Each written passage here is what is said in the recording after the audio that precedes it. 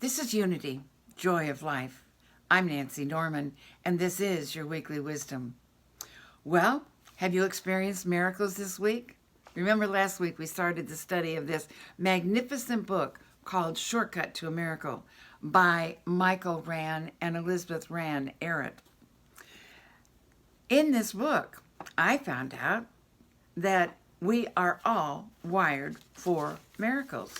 So I suggested last week that you and I begin affirming, I am wired for a miracle and expect miracles in my life. Well, as I went through my life through this week, I was affirming, I'm wired for miracles and I expect miracles in my life. And then I added 2 words. I added every day. I expect miracles in my life every single day. And what a difference that makes. What a difference that makes. Remember that miracles, from what we have found out, are an everyday occurrence. I want to share with you what Charles Fillmore, the co-founder of Unity, said. He said, in reality, miracles are events that take place as a result of the operation of a higher, unknown law. All true action is governed by law. Nothing just happens. All happenings are a result of cause and effect and can be explained under the law of cause and effect. And the Arretts say this about a miracle. They say, miracles happen through natural, normal circumstances. And the new science of quantum physics is proving that we are, every one of us, already wired for miracles. Already wired for miracles. Miracles are God's plan unfolding by natural means, in divine order, and with complete ease. I believe that it's good to become aware of the miracles that we're surrounded by every single day. It's a good idea to catch a miracle, to say, oh, I just became more aware of the miracles that are surrounding me. We have the rising and the setting of the sun. What a beautiful thing to observe. We're surrounded by flowers, beauty all the time. Flowers, trees, birds, wildlife. We are surrounded by miracles on a daily basis. But let's become aware of them. Let's become aware of the miracles that we are surrounded by. There's an old Chinese proverb that says, the miracle is not to fly in the air or to walk on water, but to walk on earth. The miracle is to walk on earth and be aware of the miracles that we are surrounded by. I love the Native American Indian people's tradition of greeting the day with the rising of the sun. It is said that if you plant your feet soundly on the ground and watch the sun rise and expect the new day and the miracles of the new day, that it's a very wonderful way of starting the day. I have a friend that actually does that every single morning. She is outside, unless it's raining. She's outside, and she is part of her meditation, part of her ritual is standing and watching the sunrise, knowing that the new day is going to be a glorious day.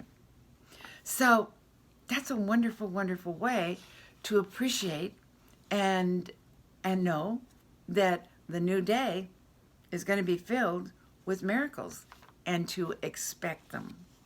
Everything in our visible world corresponds to a perfect pattern in the invisible in the invisible world. From the book Shortcut to a Miracle, I just want to share with you, the authors say, there are no real miracles, only manifestations of the universe's hidden laws that we do not understand. According to this definition, then, what is commonly called a miracle is really a natural happening responding to universal law. A miracle is simply a natural happening responding to universal law. So Michael and Elizabeth, the authors, tell us in Shortcut to a Miracle that it is the understanding of the hidden laws, and we have to learn how to work with those hidden laws. Before we begin with that, I want you to remember that a law always works, and it always works the same way under the same circumstances. Remember that. A law always works, and it works the same way under the same circumstances. So the authors say we can let go of being a victim. You can let go of being a victim because the law always works the same way for everybody, for everyone. And how do we work with these laws? Through thinking, through thought patterns, through beliefs. And what are those hidden laws? They are the laws of belief, or the laws, some people call them the laws of mind. And the authors say that they are calling them the law of co-creation. So, what is the law of belief, or what is the law of co-creation? It is consciousness manifests, dominant thought prevails. Remember, the law never changes. It's always, it's the same. It works for everyone. And the law of co-creation, which we're going to be looking at and studying, is this. Consciousness manifests and dominant thought prevails.